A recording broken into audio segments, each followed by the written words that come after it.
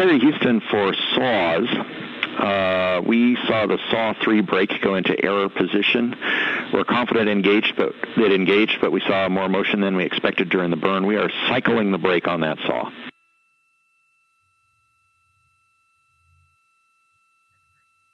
Okay, Stan, we copy that.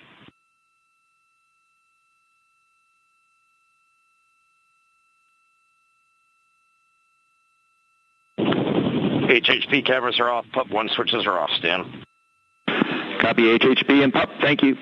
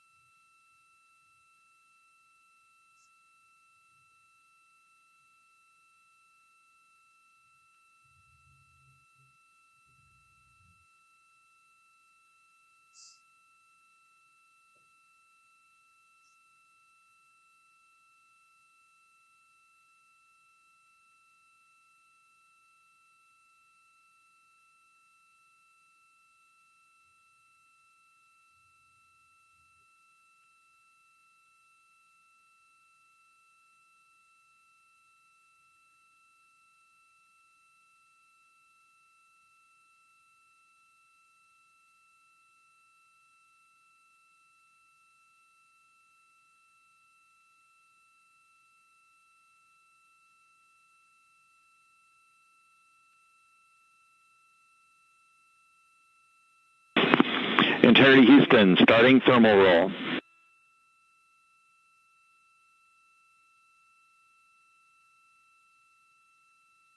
Houston, integrity on toilet, step 6.7.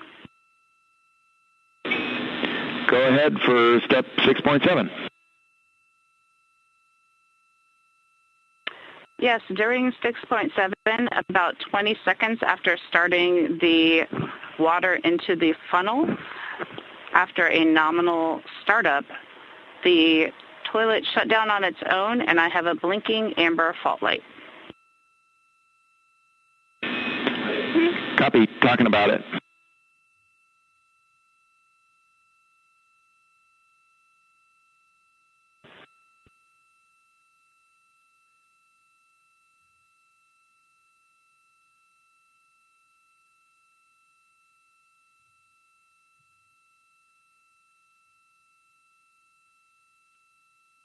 And integrity for toilet, we're going to have to think about that for a while. In the meantime, CCUs are available in Alpha 2.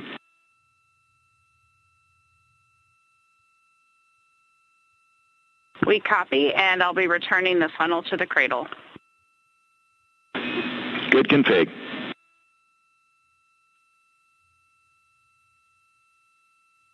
This is Mission Control Houston, a readback of some of the communications that occurred on Orion to Earth.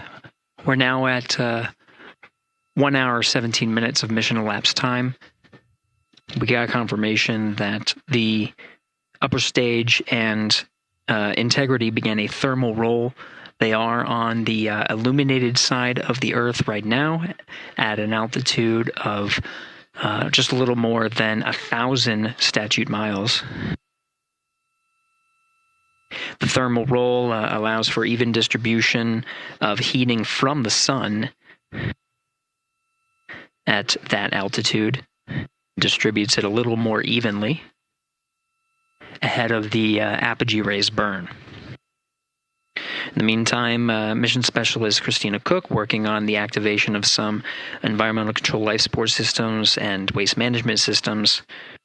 Currently, as teams on the ground analyze some troubleshooting of the activation steps that she was going through, she'll gather some of the backup waste management capabilities that they have aboard Integrity, just as a precaution while the teams assess how to address what was reported down from Mission Specialist Christina Cook on the fault light.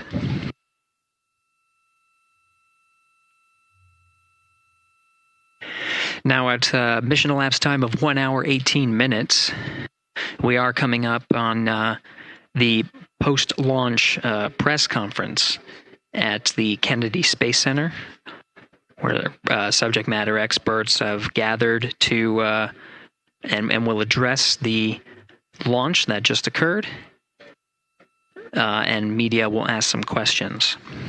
As part of our continuous coverage plan, where we are streaming this mission 24 hours a day, 7 days a week, throughout the duration of the Artemis 2 mission, the briefings themselves will also be streamed on this platform. The time of the beginning of the press briefing is scheduled to be 7 p.m. Central Time, 8 p.m. Eastern Time today. So coming up in just about 6 minutes. While the post-launch press conference is Integrity thermal roll complete, and a question for Christina for toilet. All right, Stan, just give us a minute, and the view of Australia was epic just now. It's amazing to be at this altitude, and Christina's working hard. Roger.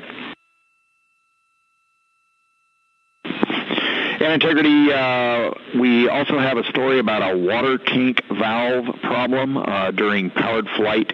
We saw an anomalous indication on the water ISO valve between water tanks Bravo and Charlie.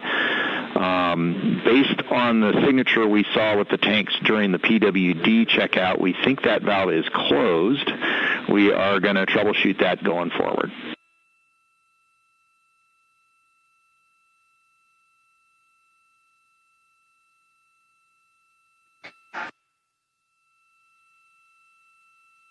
Quick recap, the thermal roll is complete, distributing. Dan, when you got Equus.N2H2O up, give me a call.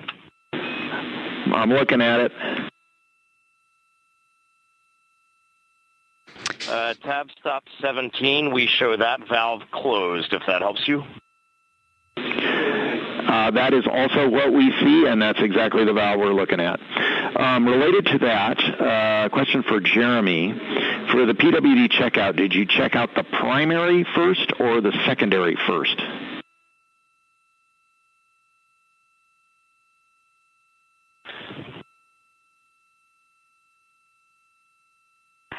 And Stan, Jeremy says primary first because he had trouble getting the secondary on, and I'm also ready to take your call. Copy primary first. We appreciate that. Christina, for the toilet, can you please tell us what the status LED is doing? Or was doing when you saw the fault?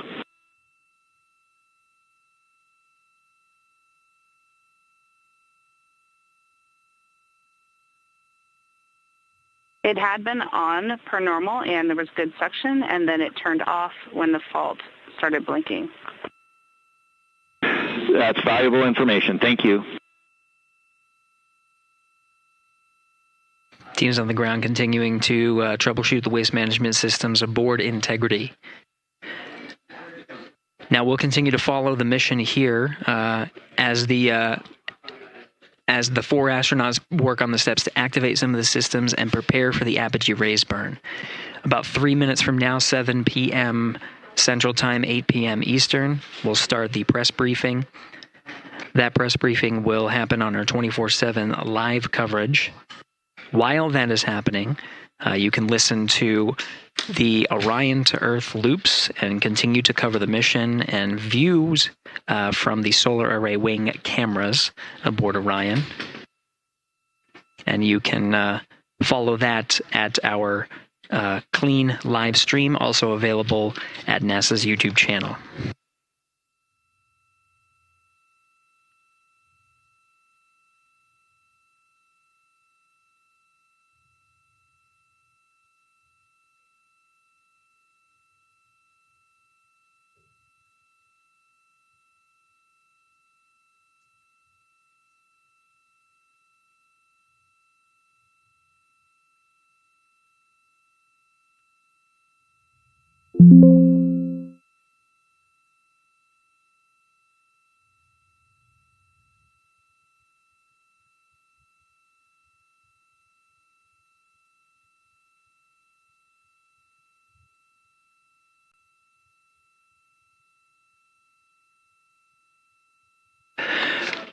This is Mission Control Houston, passing 1 hour and 23 minutes of mission elapsed time into the Artemis 2 mission.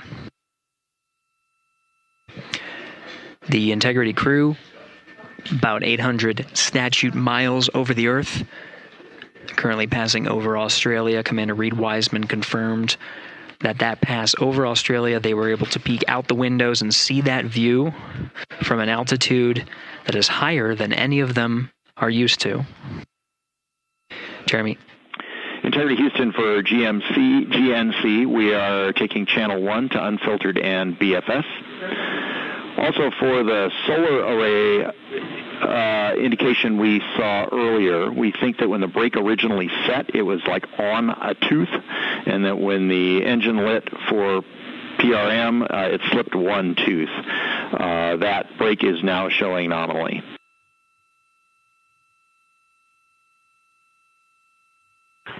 Okay, Stan, we copy that. And I'm just curious, I feel like about a half an hour ago you took 1 to unfiltered in BFS. Is this nominal or did something happen? Victor, this is nominal. Okay, thanks. Copy.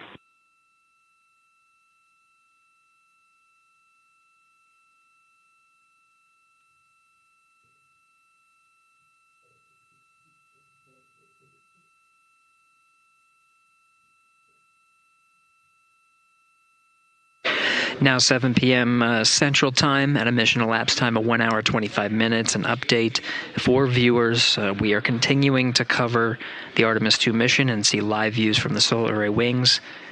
The press conference scheduled for 7 p.m.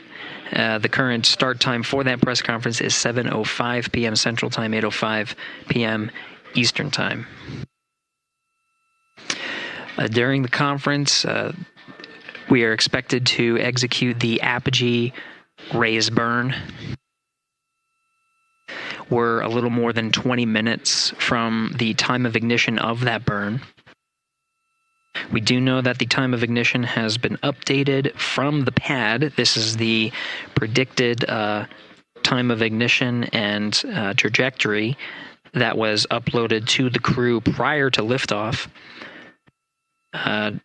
The current time of ignition is 1 hour 46 minutes and 9 seconds of mission elapsed time.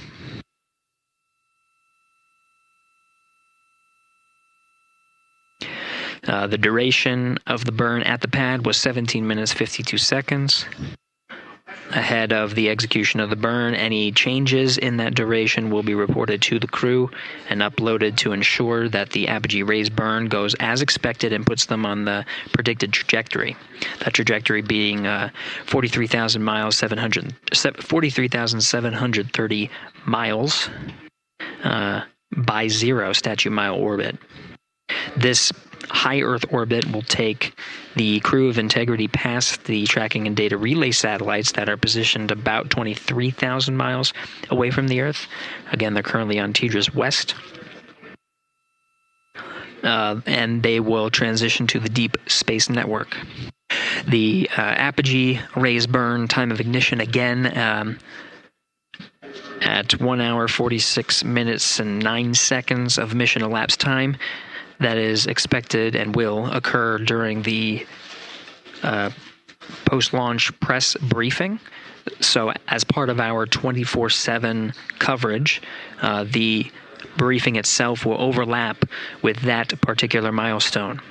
To follow along on our 24/7 coverage, we won't necessarily stop our coverage. The clean Orion to Earth loops will be available on our clean feed. That will show a view similar to what you're seeing now. This is a view from the solar array wings, and you'll also hear the communications between Capcom's Stan Love here and the crew aboard Integrity, and you can listen as they confirm the execution of the burn and any changes of the burn. When we come back from the press conference, expected about around 8:05 p.m. Central Time, 9:05 p.m. Eastern, we'll go ahead and recap any of the milestones that occurred while we transitioned to the press briefing to answer the questions that come from the press, and continue along on our 24/7 coverage.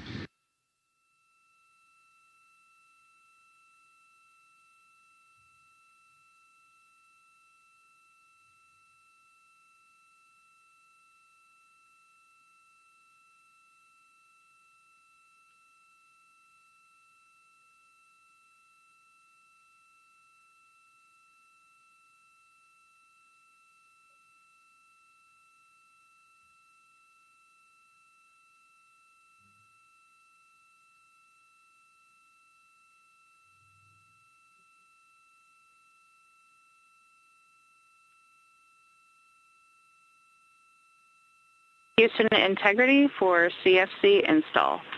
That is complete. Copy CFC, thank you.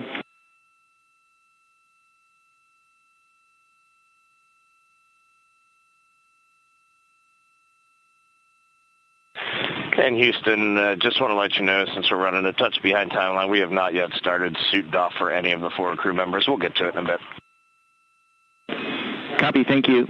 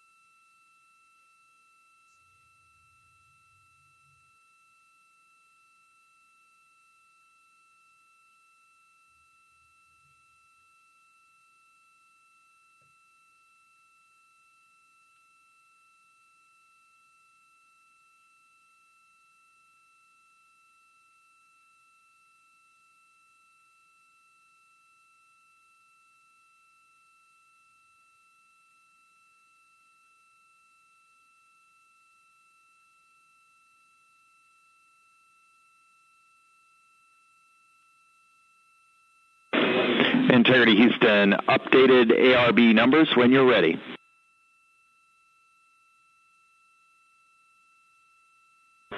Stan, we are ready. And sorry, false alarm. Still integrating on the ground. We'll be back with you shortly.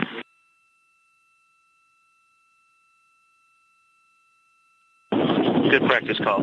Talk to you in a second. Roger.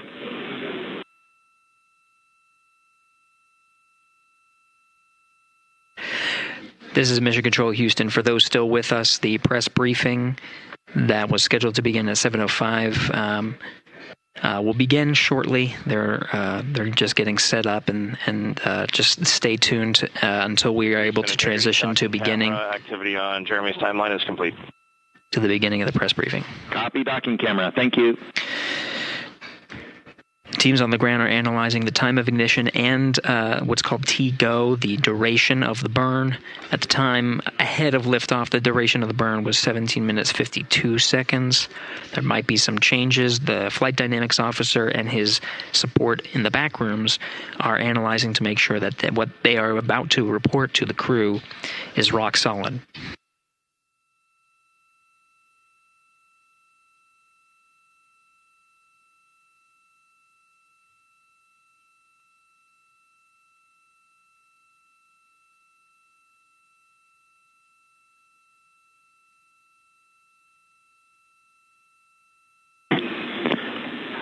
Integrity Houston with new ARB numbers for real this time.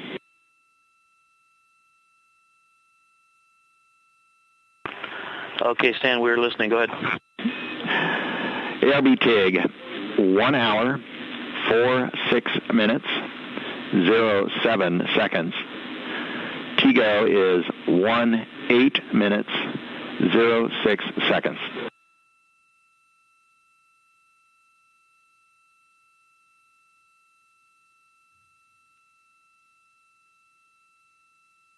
Okay, Stan, we copy and have entered 1 hour, 46 minutes, 7 seconds for TIG, and TIGO, 18 minutes, 6 seconds. Thank you for that. With that, we also have an updated time for the handover from teeters west to east. That is going to be over 6 minutes earlier than what's on your pad. You can expect that at MET 2 hours, 03 minutes, 04 seconds, 2:03:04.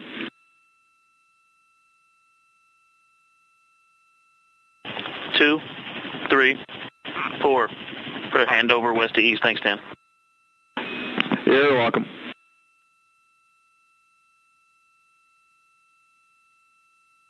And integrity 2 minutes. Dan, the PFE is reading 3, which is nominal. Copy PFE.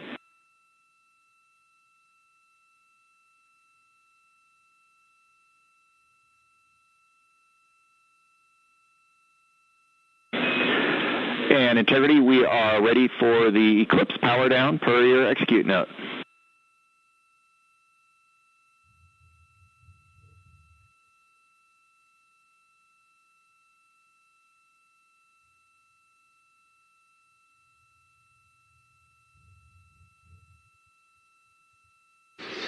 All right, as we've continued to follow along on the mission, and here in Mission Control Houston and on the Orion to Earth loops, we'll take you over to the beginning of the press briefing, the post-launch press briefing over at the Kennedy Space Center.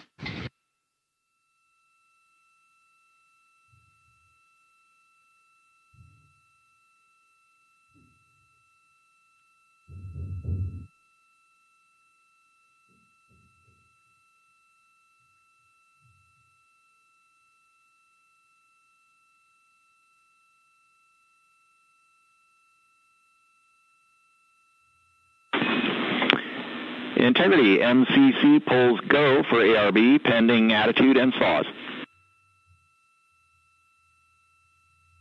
Integrity.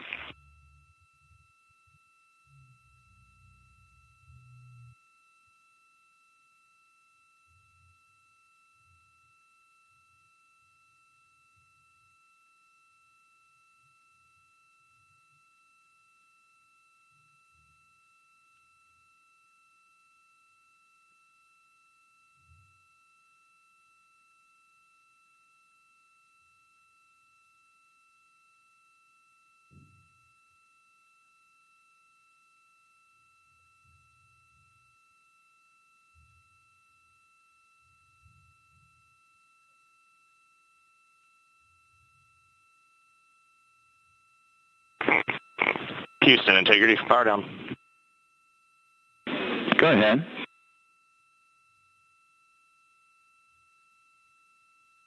All right, we see the roll, Stan. And for power down, we believe our steps are complete. If we could get just some situational awareness on the DU brightness, we feel like we have them 50% down, but let us know. Checking.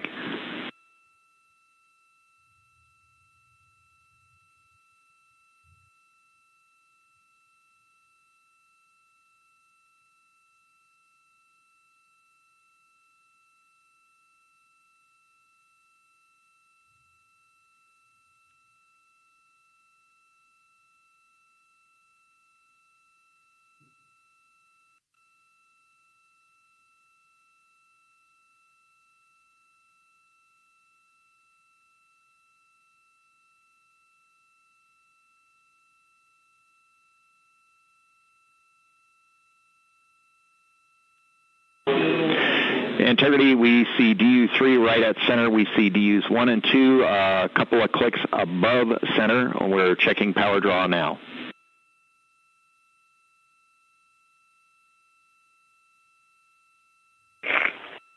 Copy that, Stan. And obviously when we go into eclipse, we can bring them down a bit further. Roger.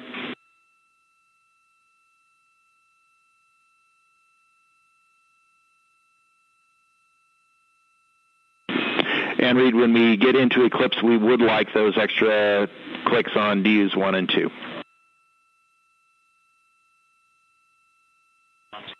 Yeah, you got it. We did bring 1 and 2 down a touch, but we'll bring them down as far as we can when we get into eclipse. That's perfect. Thank you.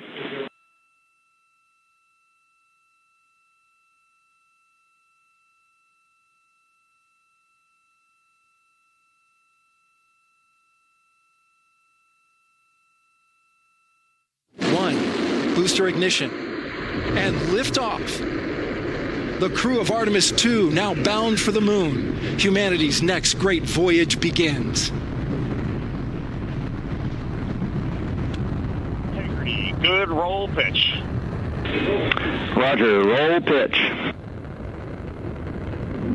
Houston now controlling the flight of Integrity on the Artemis 2 mission around the moon.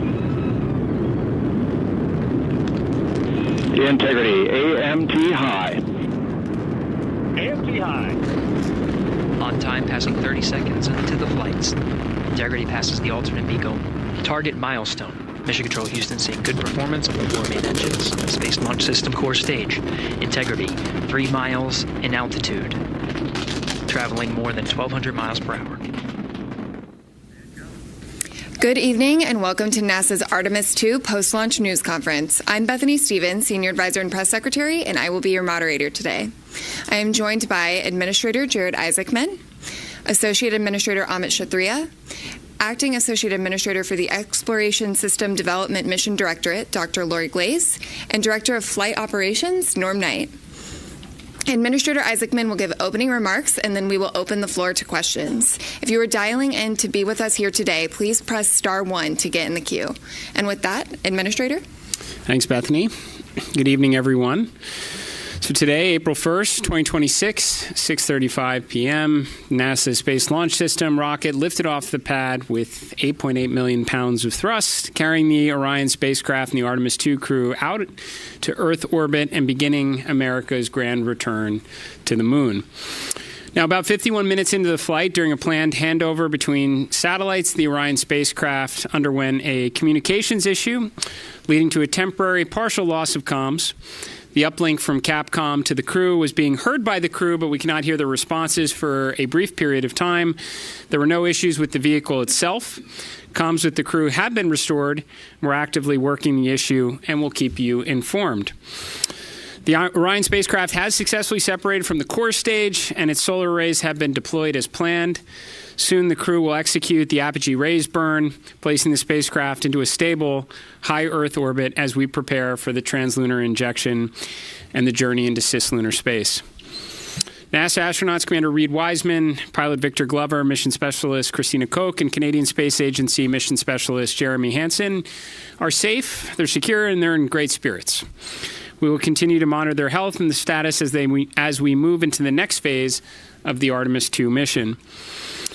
So after a brief 54-year intermission, NASA is back in the business of sending astronauts to the moon. We have arrived at this point through a sustained effort and national commitment and the work of thousands across the agency, our industry partners, and our international allies.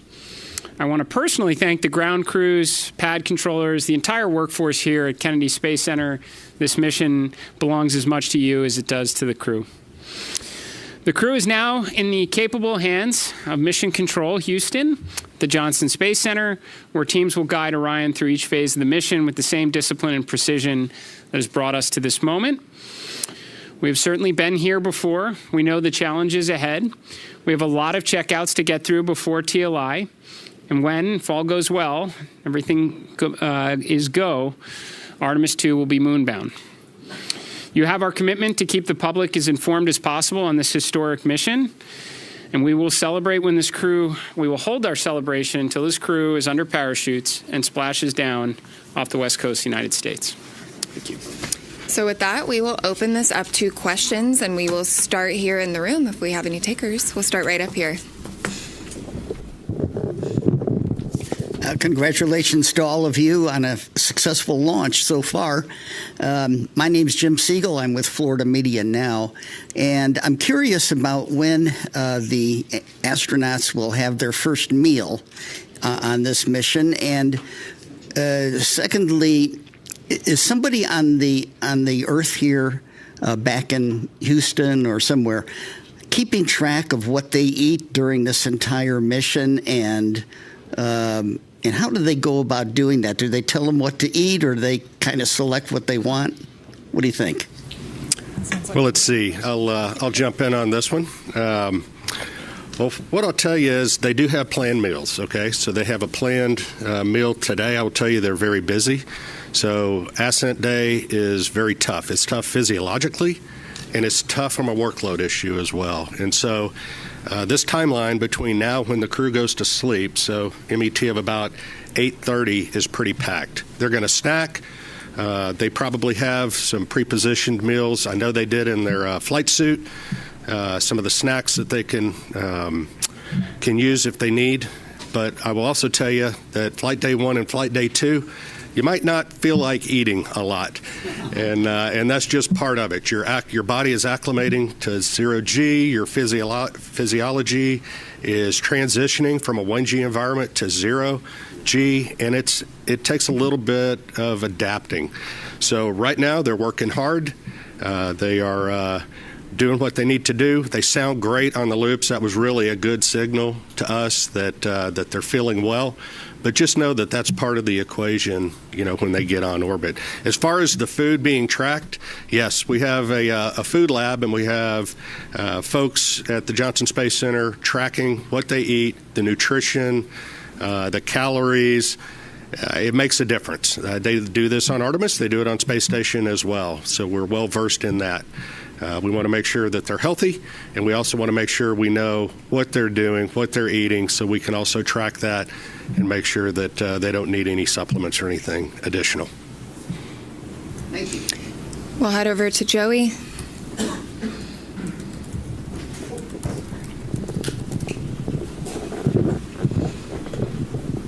Thanks, guys, and congrats on a clean launch so far. Jared, or whoever wants to answer, how were you able to resolve the communications issue, and do you have any guesses as to what might have caused that? And was there any part of the mission so far that appeared off nominal, or is everything looking good? Just curious to hear how things are going on that. Thanks. Well, on the comms issue, and I don't know, there may be someone here that has a little more detail than I do of having to run around quite a bit, but I think they're still looking into trying to really understand exactly what was going on there. But it's restored, which is important. I think it just. It was during handover to Tedra's West. Sometimes that's squirrely ground configuration. You gotta get that right. So hopefully that's what it is. But we'll chase it down. But they were able to recover. They had intermittent forward and return links, so the burns that they needed on board it was never an issue. It was unusual for it to be dropped out for a couple minutes. So that's what we're telling you. We had a controller issue with the toilet when they spun it up, so we got to work through that. That's going to take maybe a few hours to troubleshoot. So there was also a water tank valve. There's 4 water tanks on Orion. There's a crossover valve that connects the 2 gangs of tanks. It's supposed to be open to ensure maximum flow. It was closed during ascent. When you shake the thing, things like that happen, so they're going to reset the valve. And then they had a recurrence of on Artemis 1, we had a latching current limiter failure on a piece of electronics, a transient failure when it gets exposed to radiation. They took 1 hit of those. We took about 24, 25 of those during Artemis 1. Again, normal, the onboard fault detection cleans that up, but we're just getting started, Joey. Clear, right? This is a flight test, and a lot of what we're doing here is exactly this, trying to test out all of the things that require the crew interaction, right? And so we anticipate to have a lot of these. Well, that's what we're here for, work through them. Sawyer. Importantly, apogee rays burn. We're go. So they're going to stay in space. Sawyer. Thank you, Sawyer Rosenstein, NSF. I noticed that the slide wire baskets happened to deploy during launch. Was that something that was expected? And can you give any initial reports, at least what you've seen from the cameras, of how the mobile launcher is doing, given the hope to be able to quickly turn it around? Yeah, Do you have something on the baskets? I can talk about the turnaround. The baskets they're supposed to get out of the way. That's part of the plan. So otherwise they take plume loads, and we don't like that. So I can tell you on the mobile launcher, our team has already been looking at a lot of the imagery that we have that was taken both during and after and assessing that, trying to get the condition. We've got teams, I believe, going out there. They might already be out on their way to take a real look. Some of the good things that we've seen relative to Artemis 1, one of the issues we had was that the water that was supposed to be spraying down the launch pad, so that there were some issues there that didn't happen. We saw a lot of corrosion. The water was working, so things were getting washed down. We're still also going to remove some of the parts so that we can do some of that cleaning to make sure we don't have those corrosion issues. We haven't seen evidence of things like after Artemis 1, like the elevator doors were blown off. We haven't seen that. So we're optimistic, but we got to get out to the pad. We got to look. We did a lot of changes after Artemis 1, trying to harden the systems so that we can turn it around faster. We do anticipate there will be some items that'll need to be replaced. It's a pretty violent environment, but we're hopeful that that's minimized, and as soon as we have more information on that, we'll definitely let you guys know where we stand and how quickly we think we can get it turned around. Thanks. Lauren.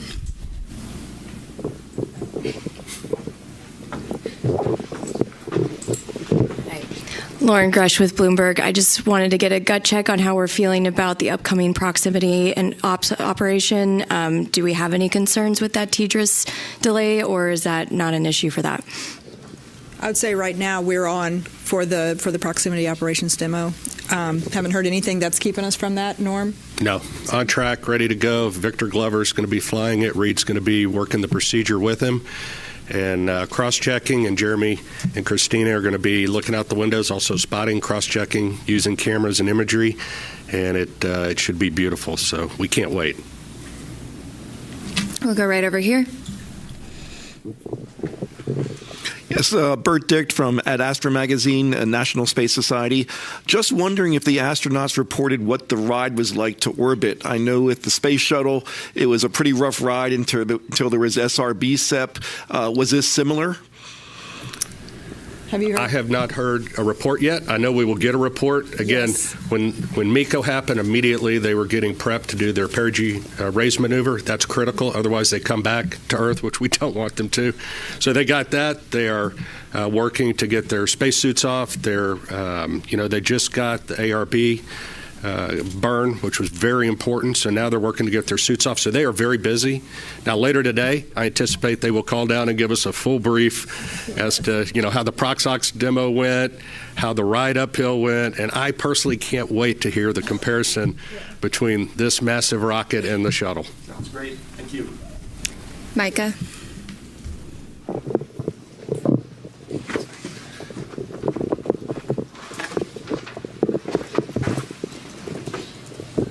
Thanks, Bethany. Micah Maidenberg, Wall Street Journal. Maybe for the administrator, I'd like to ask you, I know we're early on here, how you're thinking about success for this mission, defining success. A lot of tests ahead. And just what happens if you don't kind of meet that standard as the flight unfolds? Thanks so much.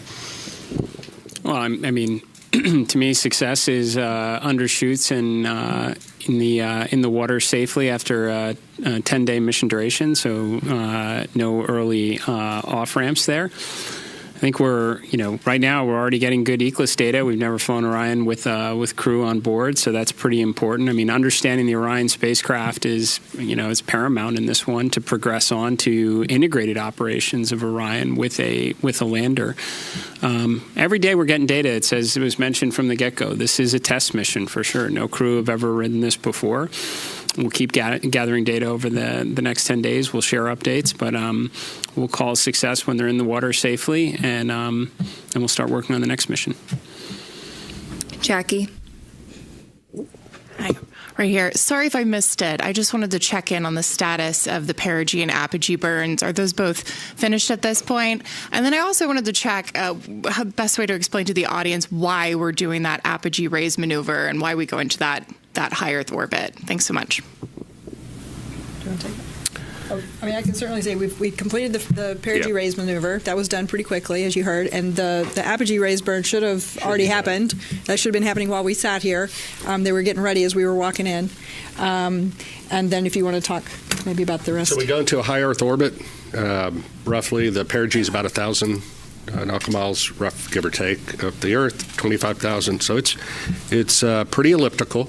That's getting us, everything we do is getting us set up for the translunar injection burn. And so it's getting these burns. It's all converging down to what we call TLI. So we got to get the ECLIS system checked out. We got to make sure we have our redundancy. We got to make sure these burns go off where they should go off, and get Orion and the SM configured exactly where it needs to be. So when it comes around and it's time for the translunar injection burn, off we go, and that takes us really, that puts us outbound to the moon. That's a real big commit point, and so you'll be hearing more about that tomorrow.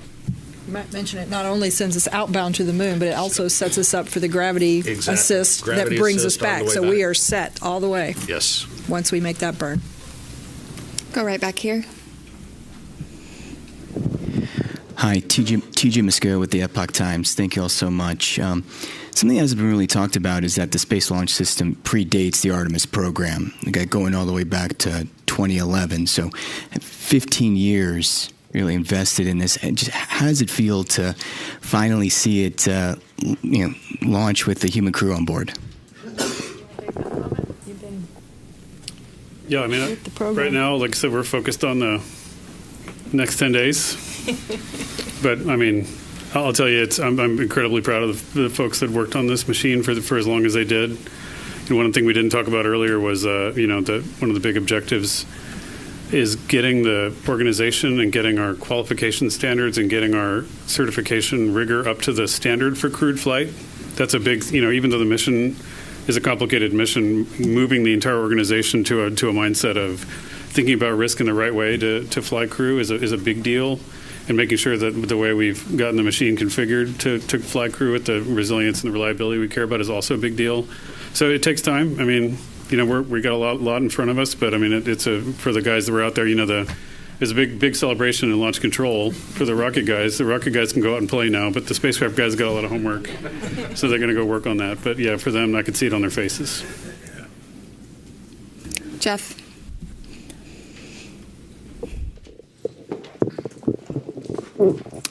Jeff Faust of Space News. During the countdown, we heard controllers working through a few issues, one with the flight termination system, one with the launch abort system battery, and it sounded like there was a brief telemetry dropout. Wonder if you could provide a little bit more details about those issues and how you resolved them relatively quickly. Yeah, so Jeff, the FTS issue was we were doing an end-to-end test. We typically have to confirm that we can get a signal from the range to the machine and then back. We weren't able to close that entire end-to-end loop. But the guys at the range, they were really quick on their feet. They swapped to a different range receiver, which is a slightly different heritage, but has the same fundamental algorithms on it, and they were able to switch over to that and able to confirm a good end-to-end signal, which is really clever. We had thought about getting a receive-only box that we had in the VAB and shipping that over to to Patrick quickly so they could do it, but they were able to fix it on the fly over there, so that was good. And once we knew we could confirm the end-to-end loop of that command, then we didn't need that receive. We don't need to do that test more than once. We just need to verify the commands get on board. And so once we confirmed that command was there, then that we met all of our public safety risk. For the launch abort system, we had a battery, so 2 batteries, several temperature sensors on both batteries. We had one poke out of family. We want to make sure all of them are tracking within certain limits, but we could confirm, given the locations of the temperature sensors of where they are on the battery itself, that the reading was instrumentation, because there wasn't a credible physics-based explanation for why that sensor would be that far high. It was an order of magnitude off scale high from the rest, and so we were able to quickly vote that sensor out. So that was two of the major issues. But again, the team, this is what the training is for. This is what the practice is for, is to go into those things and knock them out quickly. So they did really well. We'll go right over here. I noticed there was a lack of public address announcing outside, and there was a lot of going back and forth when we realized there were some issues, and we had to go back inside to find out, or we had to have our phones. Why was there no public address system available with loudspeakers outside? I'm not sure what you're referring to. We're not sure what issue you're talking about the public address. Okay. Available to people outdoors, and I thought that was a lacking. We'll take a look into that. We'll definitely look into that. I wasn't aware that happened. So thank you for that information. That's new, and we'll definitely look into it. We'll go right back here.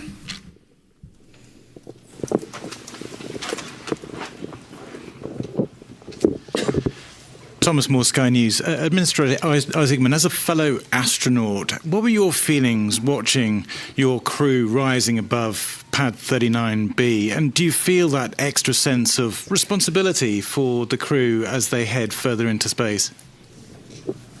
I certainly felt that it would be, just from, I guess, my perspective in it, that, I don't know, it is far less stressful to be strapped into the rocket than to be responsible for it here on Earth.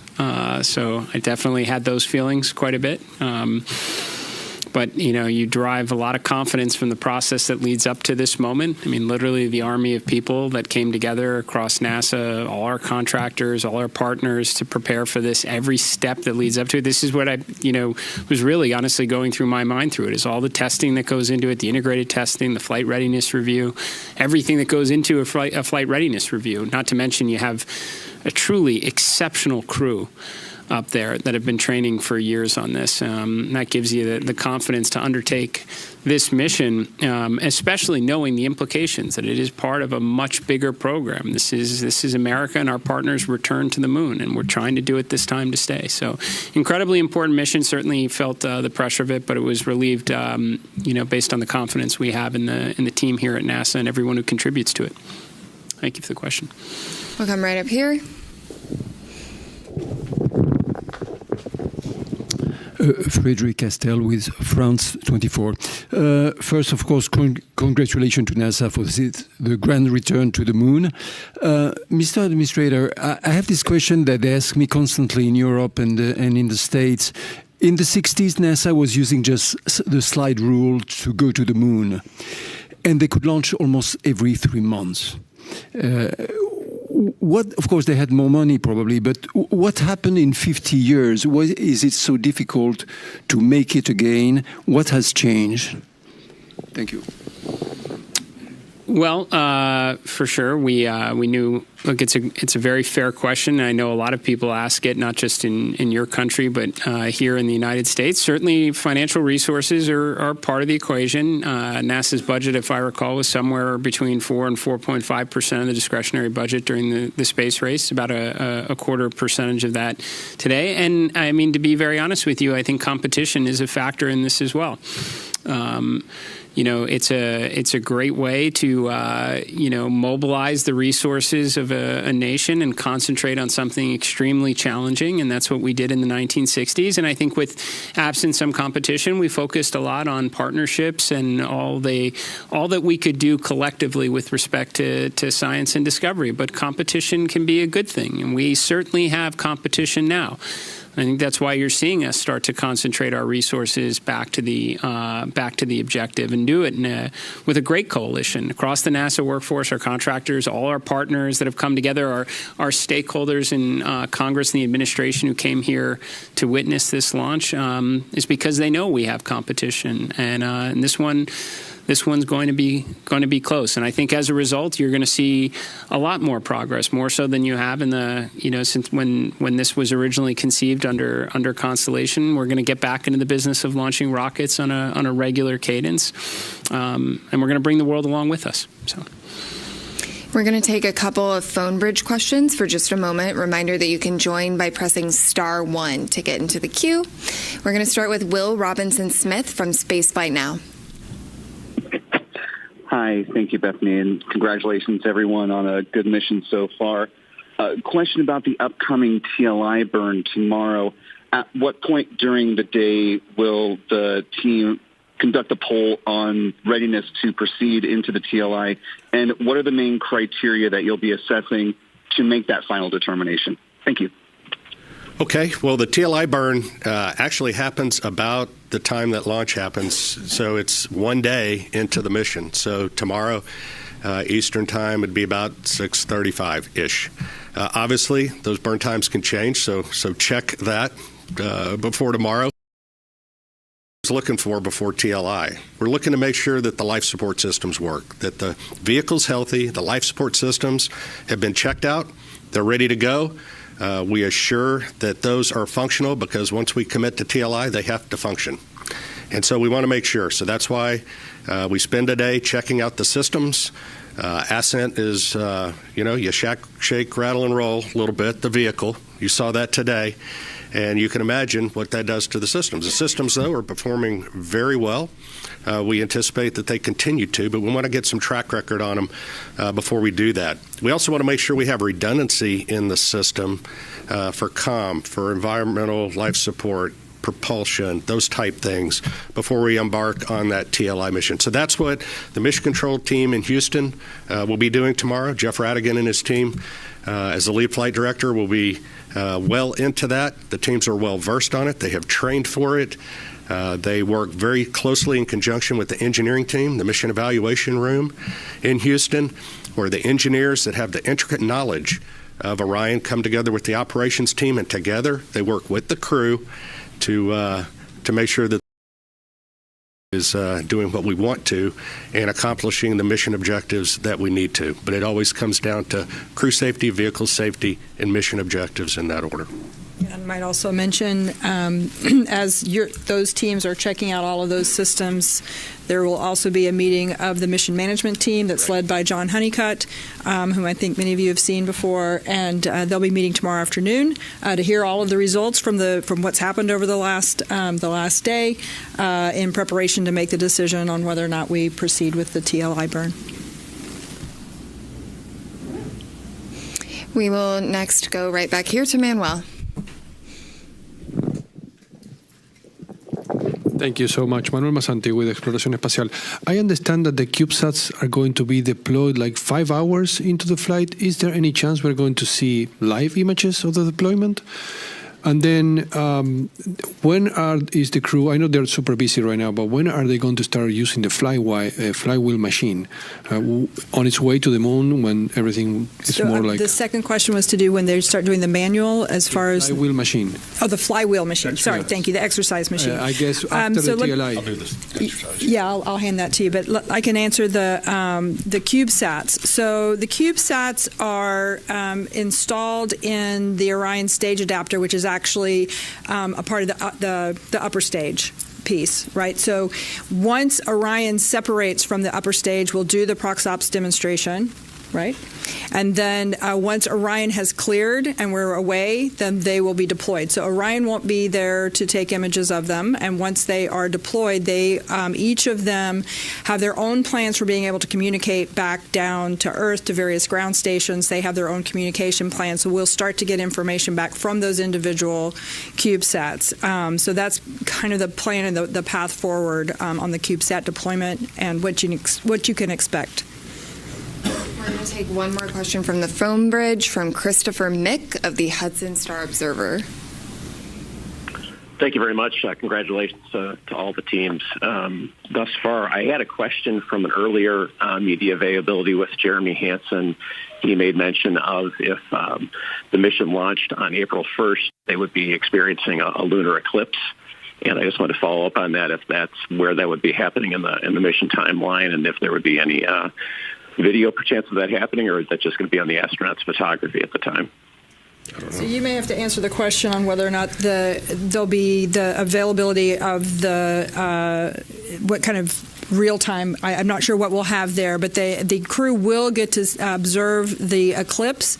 This is pretty unique. It's kind of interesting. It actually doesn't happen when they're out of comm, so they will be having communication during that eclipse time. But during the eclipse, the moon will be blocking the sun. They will be able to see the sun's corona, which is kind of cool. So they've been having a lot of science lessons over the last couple of days to learn about that and the eventuality that we actually launched today. So they're prepared to make those solar observations. It'll be a pretty cool and unique opportunity. I'm sure we'll get some images down at some point. I just don't know if they'll be live. Tarek. Thank you very much. Tarek Malik with Space.com for the administrator. There have been a lot of comparisons of Artemis 2 to Apollo 8, a pioneering mission, daring, that sent astronauts on an untested crewed vehicle around the moon. And I'm very curious, given last week's ignition event and how that really laid out an audacious and ambitious plan to really explore the moon in a stepping stone approach way, where you see Artemis 2 in that plan, and basically the importance of riding on this mission before you can make that next step for next year. So, I mean, no matter, I guess, how you slice it, it's the opening act for sure. I think there are areas where we're clearly combining, Apollo 7, Apollo 8 into a single mission. Which we should be able to do. There has been, to your question earlier, there's been substantial progress, over the last half century. We have tools. We've certainly been there before, so I would expect us to be able to get some, mission efficiencies through. But I would say that what we learn from this, for sure, will inform how we think about Artemis 3. Now, there's certainly big picture objectives in that. We'd like to get the lander together. We'd like to test that out in Earth orbit before we go to the moon with it. But if there are things that we don't see, maybe it is comm-related issues, then we're going to try and fix those. And then we're going to want to validate that on the next mission as well. So, and that should be the idea, right, as we progress forward. I suspect when Artemis 3 comes around, we're going to learn a lot about the integrated operations that we'll want to validate and ensure is rolled into the subsequent missions. But yes, this should be a philosophy that we take across all of the grand efforts that we are pursuing right now, to not necessarily jump to the ultimate desired state, but to build up to it. I'm going to jump right up here.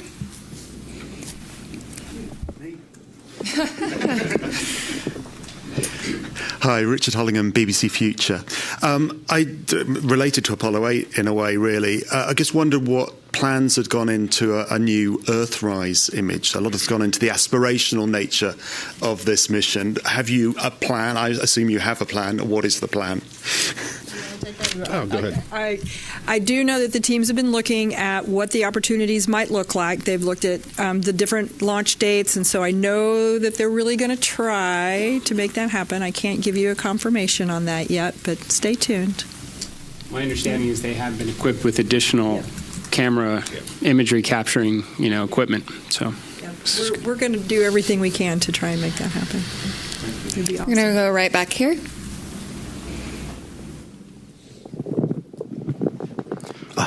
Thank you. I'm from a Japanese news agency, Kyodo News. My question is to the administrator. The United States and China are competing over moon development. What significance does today's launch have for the U.S. and NASA? Thank you.